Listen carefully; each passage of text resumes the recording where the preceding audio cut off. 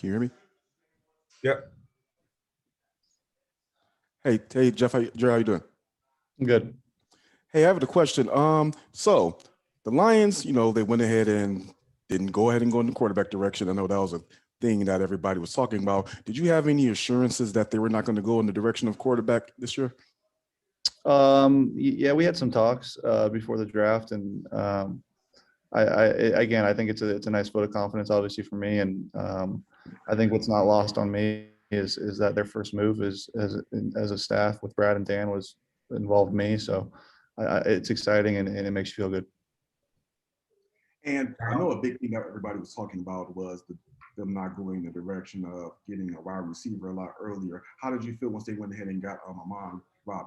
Yeah, really excited for Amon. I was excited when I saw his name come off the board for us. I've seen him just being a fan of the Pac-12. I've seen him over the years play there. I know he went to Modern Day as well. But just seeing him play over the years, always been a fan of his, and hopefully he can get some work soon and really see him in person.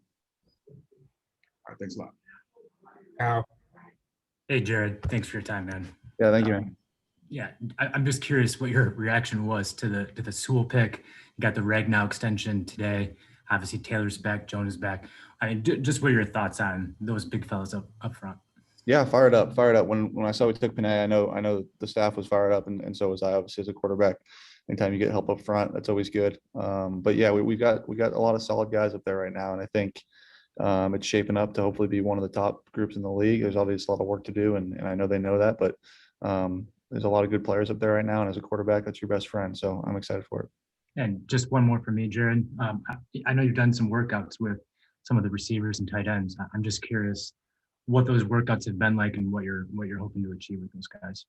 Yeah, just to build chemistry, just to get together, build chemistry. I think at the very least, just being on the field together in some capacity is helpful. But yeah, working on some of our stuff, building chemistry with those guys, trying to understand what they like, what they don't like, and vice versa, them understanding me. And it's been good work. You always want to get on the field as much as possible, and hope to do that some more as well.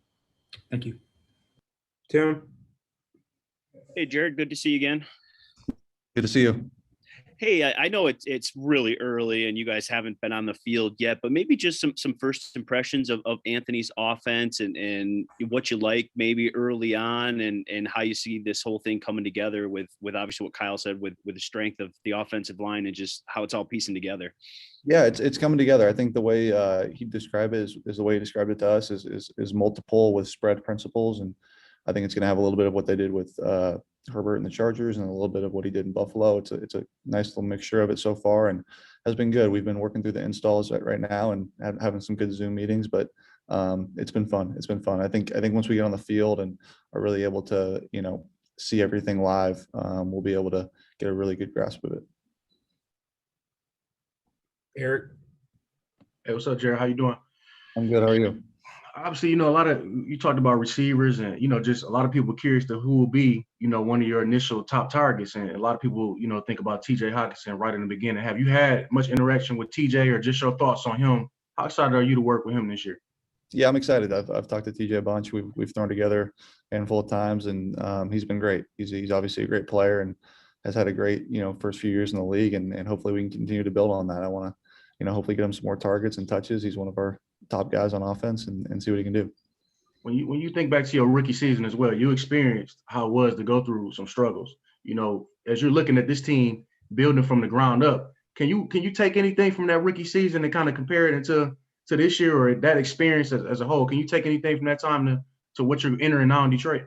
Yeah, I think so. I think there's a lot to take. I think, anytime there's a new head coach and a full new staff and, a lot of the new players as well, there's a turnover and there's a different feeling and there's a different energy in the building and just trying to grasp that and run with it. And I think the biggest thing, I know I mentioned this in my first press conference, was that it can change very quickly.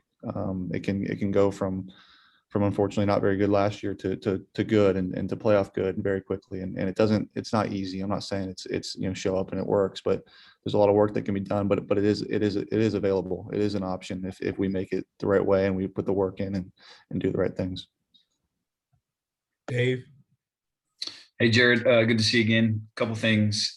First, looks like you're in the building in Allen Park here. Are you here for the duration? Are you here through, whenever minicamp is, the end of June? No, I'm not. I'll be back sometime later in the month. Are you planning then, obviously many organizations put out statements that they, weren't going to take part in OTAs or whatnot. Are you planning on taking part in all workouts? We've been working through it as a team. We had a nice meeting at first, and I know everyone's got their own opinions and reasons. I believe we will get together at some point as a team. I don't know where that will be, but every team's doing it differently this year. And I think Dan's been awesome kind of working with the players and finding out how we want to do things and really taking care of us. Right.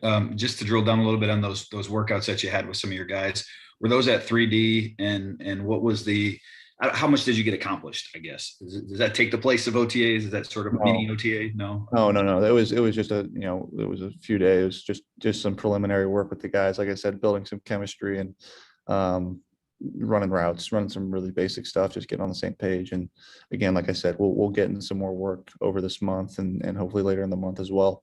But we've got plenty of time to do that. But that workout a few weeks ago was very very basic, just like I mentioned, getting a feel for each other. Gotcha. And then last thing I wanted to ask was, I know you had talked about this a little bit and maybe Anthony as well, just the sort of collaboration that's gone on with the playbook. What were elements that were important to you to get in, and ultimately how much say did you have in the final result, I guess, of what this offense will look like?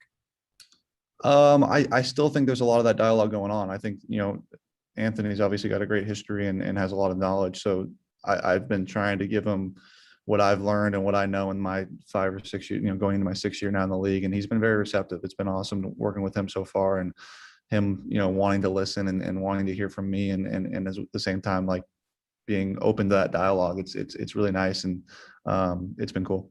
Was there one or two things that you wanted to get in the playbook specifically that, were important to you, I guess? It'd be hard to put my finger on one of them. We've had different conversations on concepts and philosophies, but for the most part right now, it's a lot of dialogue. And I think once we get on the field and are able to really work on some things, we can really dial in what we both like, and ultimately he's calling the plays. Great. Thank you. All right, we have a couple more, Stoney and then Wojo. All right, couple things, Jared. Besides going to the same school, what type of relationship do you have with Aaron Rodgers? And like to comment on what's going on with him right now. Would you like to see him out of the division? Oh man, that's a completely different situation. I wish him the best. He's a friend, but whatever happens. And did you talk to him at all about Tim Boyle? What do you know about him, and how important is it for you having a good relationship with the guy who's supposed to be the backup quarterback? I did not talk to him about Tim, but Tim's been great. Tim and David both have been awesome. We've had our Zoom meetings. Both of them are great dudes. Both of them are around my age, which is fun. We're going to be good friends and have a good room. Thank you. Wojo. Hey there, Jared. With all the quarterback talk around the NFL, and certainly was around the Lions as well, and it sounds like you talked with them about whether or not they would draft someone, and all the movement. Do it all feel like the forgotten quarterback in some ways? People maybe even forget that trade was made, and if so, do you kind of like that or not? I try not to pay much attention to media dialogue or anything like that, but sure, there's some things that build a little chip on your shoulder, and not that I would say I feel like I'm forgotten, but there's some things I've done in this league that I feel pretty good about, and I'm excited to bring to the Lions. Do you ever want to remind people that you started in a Super Bowl? I don't need to do that. I'll go out and play this year and hopefully play pretty well, and let them make that decision. Thank you. All right. Thanks, everyone. Thanks, Jared. All good. Thank you, guys. Thanks, Jared. Yeah.